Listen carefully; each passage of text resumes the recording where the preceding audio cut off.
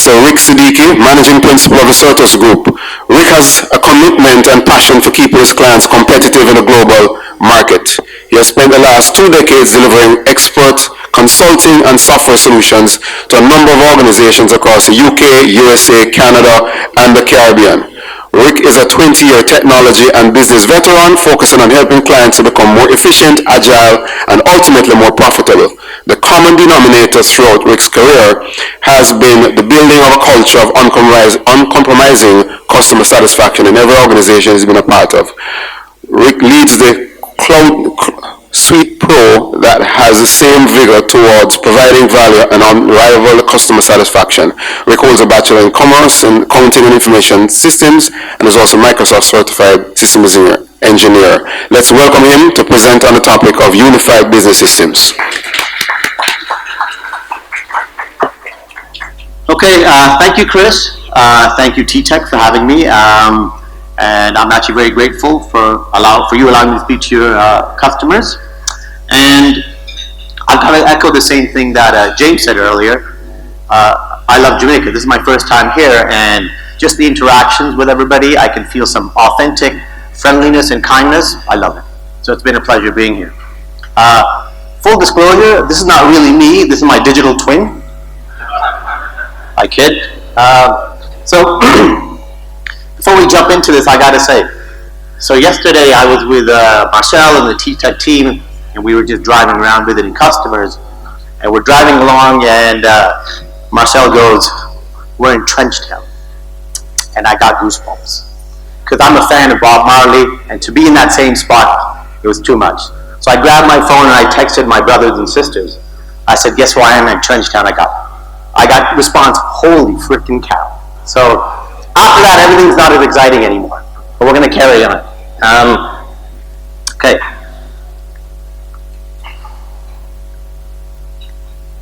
So, agenda for today. I'll do a quick introduction, a little bit about Certus and what we do. Then I want to talk about the business and technical challenges that our small and medium-sized companies face all the time. And how those are resolved with one unified business system. Then I was going to do a customer story with one of my customers, Honeybun. Mr. Daniel Chong, Chief Operating Officer, was going to come by and speak about how he uses technologies, but it's Easter, so he's baking his brains out. He can't make it. Next, we'll jump into CRM. Everybody's heard of it. Little explanation of how it works and the benefits you can get from it. Then we'll do a custom story, CAC 2000. Stephen Marston, Chairman and CEO, is here. He'll give an example of how he's used CRM in his business. And then I'll just do an overview of our company, what we do, the product we support, that sort of thing. So let's jump into it. What are the business and technical challenges that we are facing today, especially in the small and mid-sized market? Number one, growth in revenue. That's the lifeline of the business, the revenue coming in the door. That's what keeps it going. That's what keeps it running. So I'm in the same boat as you guys. I own a small and medium-sized business. I hear about these things all day long. Guaranteed business outcomes. If we're going to put up a new warehouse somewhere, if we're going to start a new business line, we need to know that that's going to work out as planned. We want to keep ahead of the competition. In the SME market, in the mid-sized market, we have the most competitors because the barriers to entry are minimal. Ford, GM, Boeing, they don't worry about competitors. People can't get into that business that easy. But the place we're all in, there's constant new entries coming in. So we need to know that we're ahead of our competition. Our technology is not behind. I mean, the statistic that Microsoft did, that 90% of consumers said they would leave a business if they would not do business with an entity if they felt that they were behind in their technology, because they want to be working with whoever have the latest technology. So that's a fact. Calculated risks and no surprises. We're willing to take risks because we want to grow our business, but it has to be thought out and well planned. And the other thing is 100% customer focused. We have to keep our customers happy, and no customer is too big, No customer is too small. We want every customer. So these are the things that's on my mind, and I'm sure it's on everybody else's mind when we run our day-to-day businesses.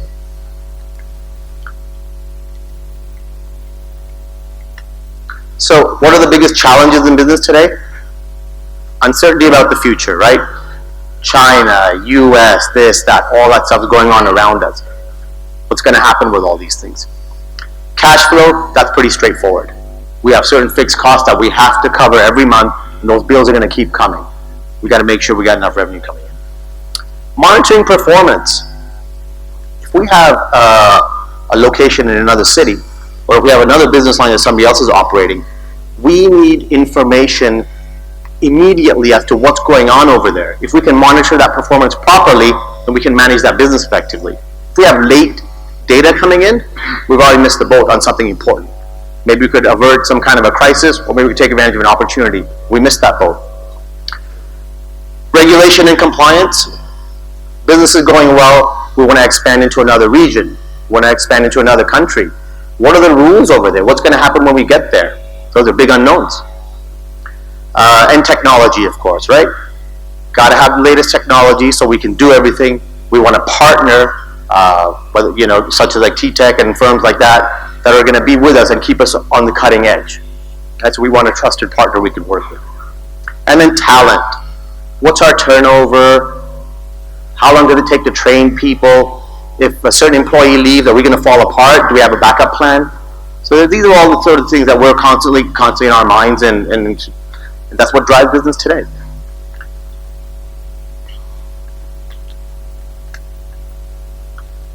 So what are the top, now we get a little more technology, what are the top 6 technology challenges? Siloed systems. Multiple different pieces of software running all across the organization, not talking to each other. Duplicate data. I'm entering something over here, another guy entering the same thing over here, and now we got 2 versions of the truth going on. What's happening here? Manual processes. Are you doing things by phone, by email, spreadsheets? These are things that we have to look at. Insufficient reporting. As an owner or as a manager, am I getting the information I need to make quick decisions, confident decisions, so that once I made that decision, I can move on to the next topic, and I'm not thinking in the back of my mind, did I do that right? But if we have good data, you're not going to have that issue. Security issues, ransomware, hacking, virus attacks, it's all going on. So these are all the sort of technology issues that we're all dealing with day in and day out. So solutions. So it's not all gloom and doom. That was kind of stressful bringing all that up. Everybody's panicking now. There are solutions to all this. And what we like to do is use the term unified business system, which is the sort of the upgraded or brand new way of saying ERP or CRM, those type of things, right? Now, there's many companies making great solutions. SAP makes a great solution.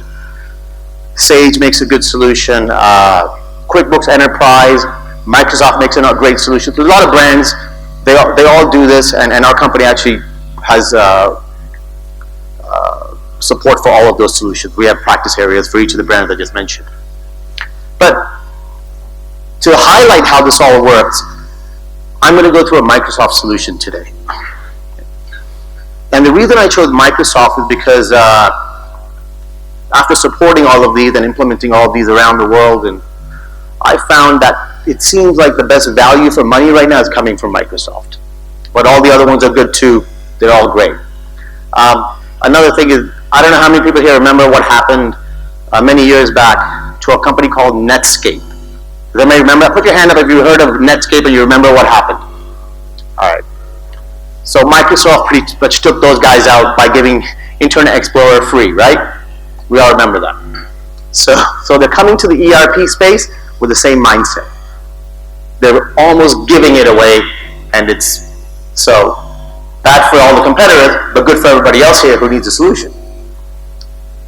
So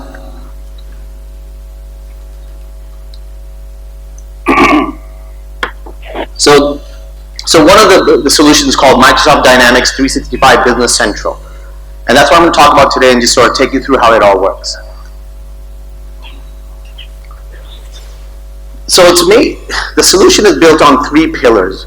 The first pillar is connect your business. Make sure everything's connected, every department. The second pillar, the underlying platform behind it, make smarter decisions. Good, solid, reliable information. Thirdly, be able to start and grow easily. So based on these sort of three platforms, they've built the solution, and I'll take you through how it works based on each of these philosophies. So first is connect your business. So imagine having a solution that has your accounting, your financial management, project management. We live and die by project management in IT. Operations management, all your reporting, dashboards, report KPIs, supply chain management, sales and service management, which is another, this is basically like a CRM Lite. They put it in there already, so you don't have to buy a separate CRM. So you want to deploy a single comprehensive solution. You want to automatically pull your systems, your processes all together to manage every department: finance, sales, service, and operations. And then you can connect with third-party applications like payroll, banking, a more advanced CRM, or industry-specific systems. So good APIs so you can connect.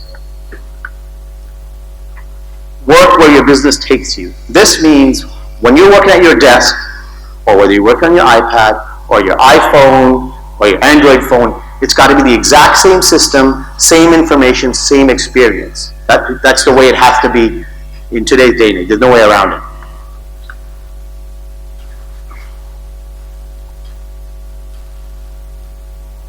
Imagine this, managing quote to cash all within Outlook. So you're sitting in your email Outlook, you're doing the quotes right from there, you're processing your order, you're submitting invoices, because Outlook's connected to your accounting system.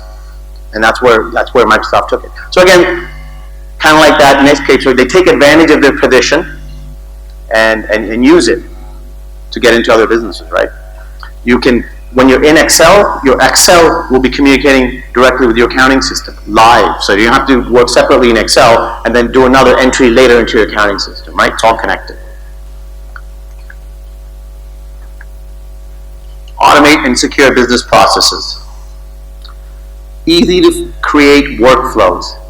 So approvals for orders, approvals for payments are all set up very simply. You name a guy, you give his credentials. Anytime a payment has to be made or approval has to be made, comes to his phone, whoever that management position is, beep, approve, go, wherever he is. Business is moving fast. Nobody's waiting for him to get back to his desk and all that kind of stuff. So that was the connect your business pillar. Next we're going to talk about make smarter decisions. So you want to get an end-to-end 360-degree view of your whole business, every aspect of it. You want all the data from, as we talked, finance, sales, service, operations, all in the same place and real time as it's happening. Not a day later when somebody has time to do data entry. We can't do that anymore. But we'll be left behind by a competitor who is doing that. You want to be able to talk to your customers. You're at your customer site. What's in stock? What isn't in stock? Give me the quote. I'm going to give it to you right now before I leave. I'm not driving back to the office and then sending you a proposal next week. You're going to lose the business. And the time, that sales cycle will be taking too long also. Sell smarter and improve customer service. Sort of what I just talked about. Have the information in your hand when we're talking with the customer. His credit approval rating, his past payment history, what items are in stock. You got to have all that right there and then. So while you're closing the deal, your competitor is driving back to the office to check that information.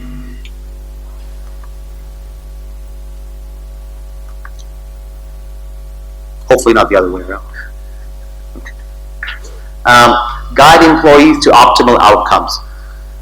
So you want your employees to have the tools so that inventory is being ordered on time, supplies are being ordered on time, sales forecasts are dynamically being updated. You're getting recommendations from the intelligence in the system as to which vendors have good discounts if you pay early, late, all those things. None of that's slipping through the cracks. That's money. So that was the information side of it. Now we go start and grow easily. So you want to start so you can right away tailor it to your needs. So what they've done is, when you first get this system, you can rearrange the fields, you can create groups, reposition elements, you don't need to call like a developer or an IT guy. You can do it all yourself. They've made it that simple, right?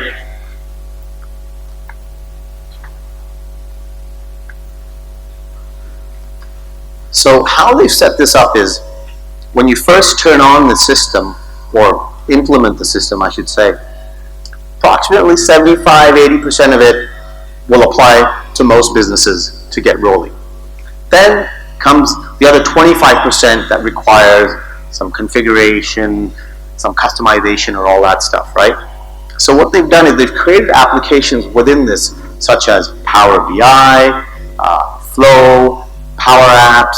These are different little tools that help you get mobile apps going, create workflows, and they have something also called the App Source, kind of like the App Store in Microsoft, where they have different applications for different industries that are like plug-ons that just plug onto the solution depending on whatever industry you're in. So you want to be ready for growth. You get 1 user, 2 user, whatever to get started, 10 user, whatever your business is. And then next time when you go into a new jurisdiction or you open up a new office, the platform is in place, you're ready to scale. You just add a user or add one of those app source things if you're going to a different product line, whatever it may be.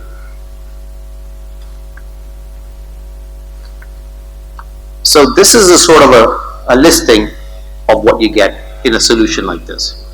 You got your accounting up top, you got your CRM Lite, you can generate a quote, you check your opportunity flow, manage your contacts, invoicing, payment processing, project management, very important. Usually doesn't come in core ERPs, but they put that in because it's important.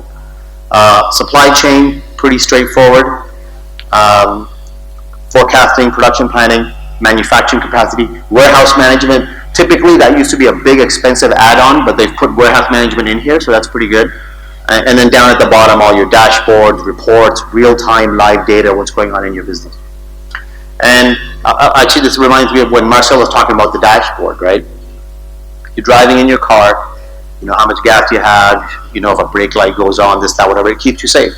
So when you're driving your business, you want to know cash in the bank live. You want to know how much money is outstanding, who hasn't paying their bills live. You want to know who your top customer is. There may be other things you want to know, but you want them live right in front of you. You want to deal with these things before you crash into a wall. So the dashboard is very important. So just to review, you want one single comprehensive solution that does it all. You don't want a whole bunch of different pieces of software all over the place. I mean, you're going to need a few different, your business may be so unique that you need something here and there, that's fine. The technology is there to integrate it.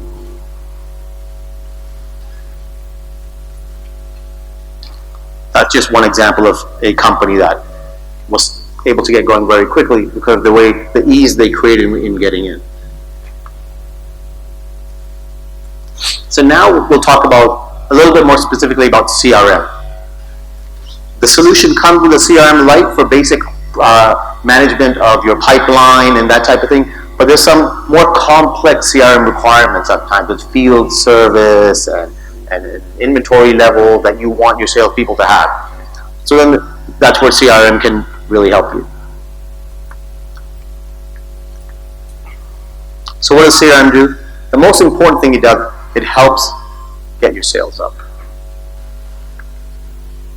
It allows you to follow up on quality leads and then reduce time waste on following on prospects that maybe you shouldn't be chasing. Sales cycles are reduced, win rates are improved. You can check your customer buying histories to find out where potential leads may be, where you can upsell, or when you should be dealing with a repeat customer, right? You can see who are your most valuable customers. You can create a customer reward system to keep them loyal to you. And then you can pinpoint weak links in the sales process. Is somebody not answering emails or following up on leads? You got to catch that. That goes back to, we talked about cost of inaction. You have 100 leads coming in a day, and for whatever reason you're calling 50 of them. All right, so that's 50 times whatever your average deal size is. That's your cost of inaction right there. That's a very simple calculation, but these are the different ways to look at that.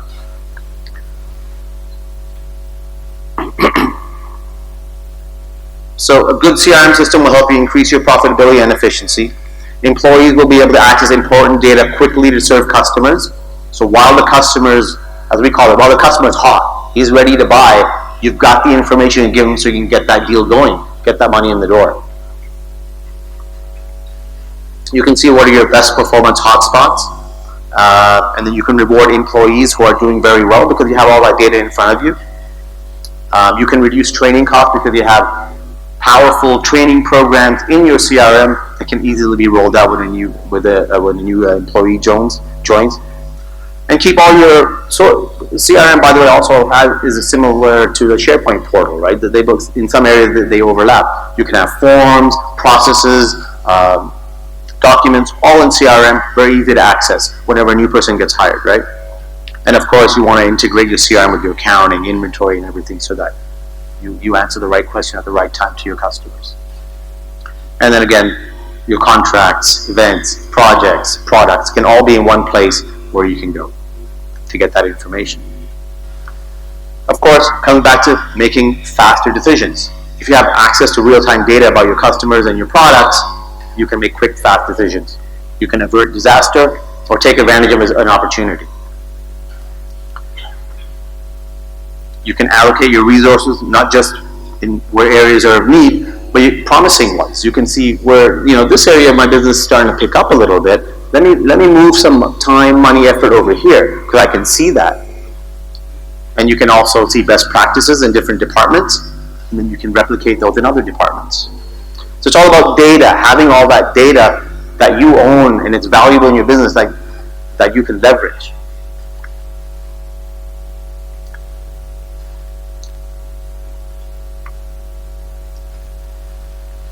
Stronger data security. If you have multiple systems where you're having all this information, those are multiple weak points where you can get attacked, virus, ransomware, hack attack. Keep everything all in one place. That's only one place to protect. And so then you can just create role-based security, who can see what, who can't see what, and then use that information there. And then we talked about mobility, right? All that information is in your salespeople's hands or your own hands. Whenever you're talking to a customer, whenever you're a customer site, whether you're field service people or your salespeople, they can move things forward quickly. Get a quote out there, solve a problem. If somebody orders, I want XYZ product, you can say, no, that's out of stock. What about ABC instead? Like stuff that's going to slow down the cash cycle. You can just get those things out of the way. You can see their credit limits, that type of thing. So that's CRM. What I'd like to do at this time is see if Mr. Stephen Marston, Chairman and CEO of CAC 2000, can come up for a quick minute, tell us how you are using CRM in your business, and give everybody a feel for how it's been able to automate things. I'm excited. Come on up, Stephen. Good morning. I'm set up, so not prepared for this. CAC went to CRM with the help of tTech and Certus because we had a hard time trying to track our multiple customer interfaces. We engineer jobs and quote them, and we have to manage those quotations. We sell regular residential systems. We sell service. And what we found is that we had these silos running. We didn't know what was going on with any product, any department, any customer. So we put it in as the first step to move to something like Business Central, where we can then go further from just managing the sales process to looking at, for example, inventory. If we're ordering from Asia, which takes 4 months, we typically would order based on what we have in stock. With the CRM, we are able to start looking at what we're going to be selling. So we start to do this anticipative system. So we're quite excited by it. I mean, we're in the middle of the construction zone at 3 miles. And as long as we have internet at the office, because we're not cloud-based yet on some of the systems, we actually get to function regardless of the chaos that's going around. That's it. Thanks, Steve. You said it. Thank you. Perfect. Yeah, thank you very much, Stephen. So that's a good example of how CRM starts to automate things as the first step to going completely unified, right? So what I'm going to do now is just talk about the company Certus Group and exactly what we actually do and what the services we provide, so it gives you a feel for who we are. So we're partnered with tTech for Jamaica. So anything we do, the project management, the business analysis, the service delivery function is managed by tTech, and then we provide the subject matter experts, and that's how we work together. So we have a team of multidisciplinary, agnostic business and software consultants. These are qualified accountants, MBAs, HR specialists, senior technologists, and software developers. These guys, in this business, you got to have all these skill sets together to deliver properly. So we sort of manage a lot of different types of brain power, you might say. And then we're supported by business analysts and project managers, such as the team at tTech. So we're specialists in financial reporting systems, business intelligence, ERP systems for manufacturing and distribution, HR and payroll systems, basically any kind of business software, that's what we work in.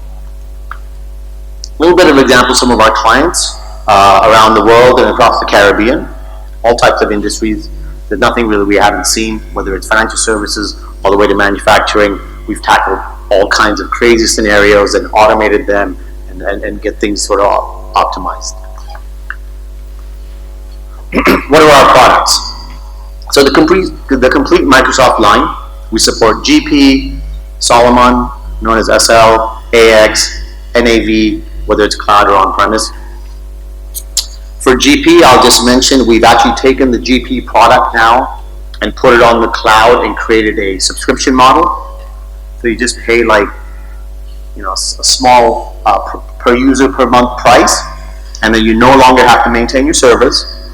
You never have to pay for upgrades ever again, and you don't have to pay for patching or any of it. You just pay your monthly user fee. It's all taken care of. Not your problem anymore. So we did that for GP, and it's going quite well. Sage, we have a Sage practice, Sage 50, Sage 300. We have a team of Sage engineers that can provide whatever tech support you may need. We have an SAP practice, and we also have a Salesforce.com practice. The underlying platform here is that we have a 30-minute response time, and I'm obsessed with customer service. If at minute 29 that call isn't answered, I'm shouting at a lot of people. So for me, that's a big deal. And dynamic CRM, which we talked about earlier.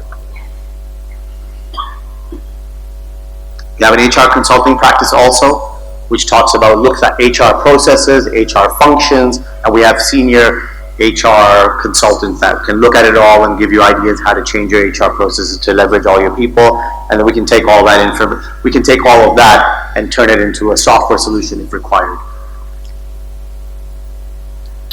And then we also do outsourcing, basic accounting, bookkeeping, payroll, other administration. We have an outsourcing center where there's a team of qualified accountants that are doing all these things.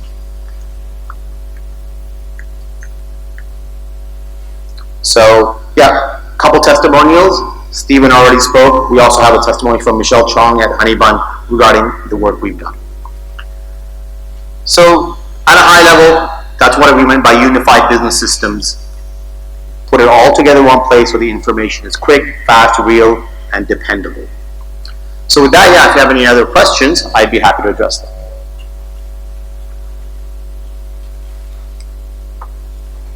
Yeah, go ahead.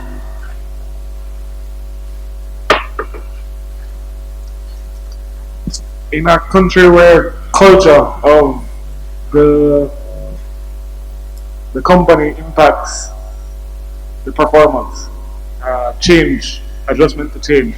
How do you find integrating your systems? So yeah, that applies everywhere actually. As soon as you bring a new solution or a change a system, you have a lot of pushback, right? And what I've found over the years, the way to address that is to get the buy-in early. So if you're the boss, don't just buy something and say, okay everybody, this is what we're using now. Bad. You talk to everybody, you get everybody in, you get everybody in on the initial demo, you get everybody's feedback. Even if they're saying stupid things, just get everybody talking, and then once everybody's agreed, I'm telling you, when you bring the solution in, that culture will go away. But you got to bring them in on the buying cycle. Don't force it on them. That's been my experience in general.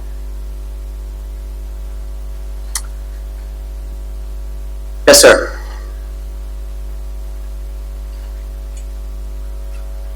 Hello, good morning. I heard you spoke about GP. What about SL in Salomon? Have a cloud solution for SL?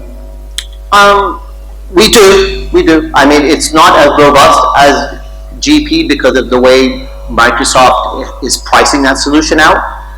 But we can take a GP, we can take a Solomon solution and put it on one of the big cloud providers, whether it be Azure or Google and so forth, and have it all running up there in a similar model. Yes. So the short answer is yes. You can get it up there. And the same apply monthly subscription. Yeah, basically how that works is what we're going to do. We're going to look at your licensing. If you bought it all up front, you're Solomon, and now you pay maintenance once in a year. So we have to look at how. Yeah, that's the scenario. We purchase it and we pay maintenance every year, and we have 9 licenses. Right. So we could look at that. We'll basically build it together, right? Because you've already put the money in to purchase it. Yeah. So that's a sunk cost. We don't want it to go away. We can sit together and look at your 9 licenses.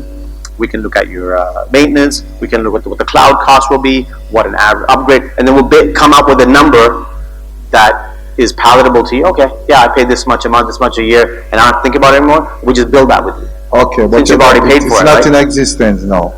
We have to build it each time. Okay. For Solomon. Okay. Because Microsoft didn't structure the license that way, and we can talk to you after to figure out the way to do that. Yes, sir.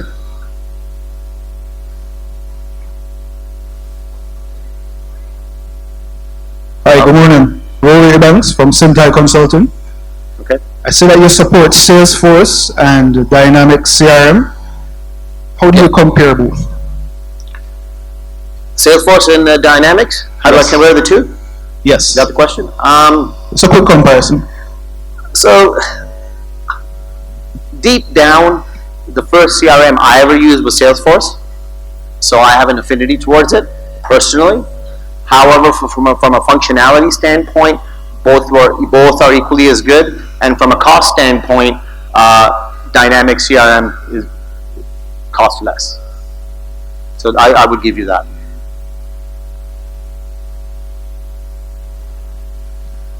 Morning. With all these solutions, Microsoft Dynamics and so on, and I heard CC mention about the internet.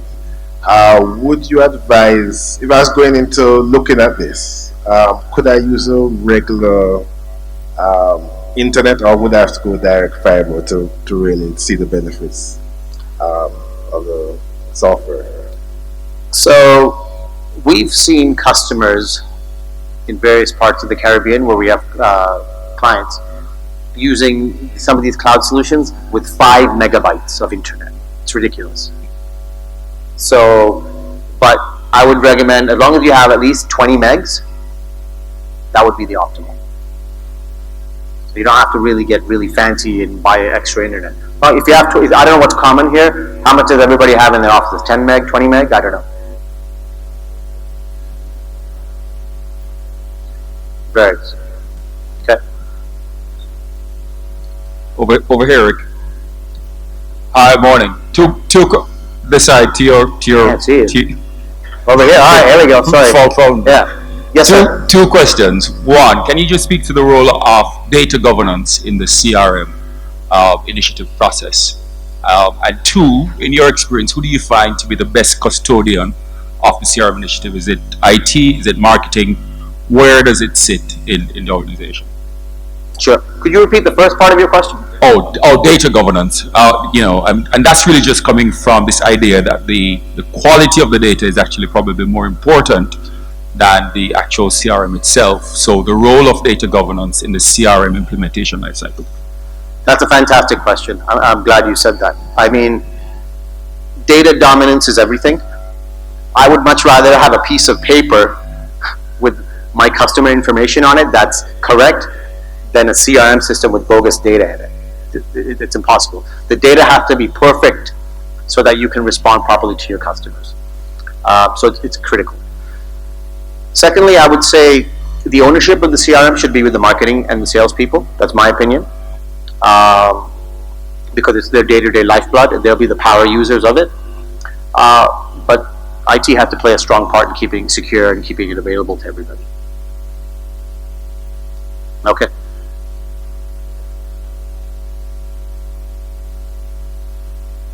Any more questions? No?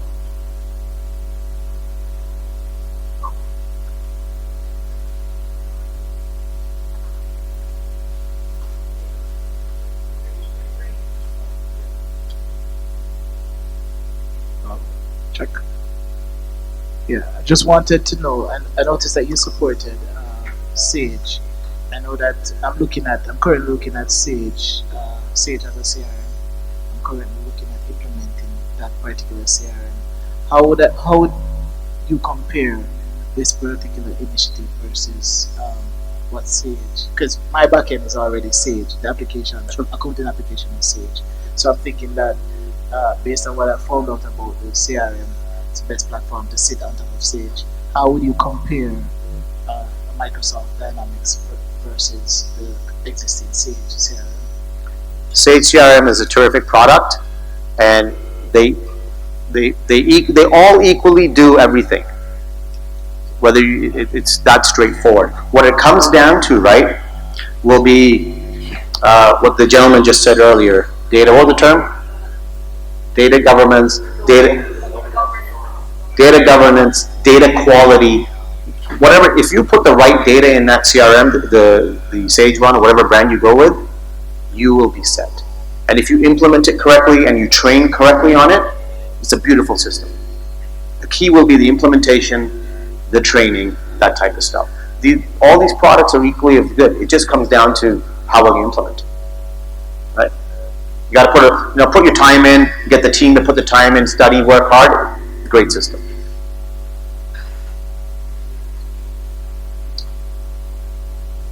Any more questions? Questions going once, going twice. Okay. Well, it's been a pleasure. Thank you, everybody. If you have any more specific questions about your particular scenarios and your ERP, then accounting and CRM, I'm around, happy to chat some more. Thank you, everybody. I really appreciate it.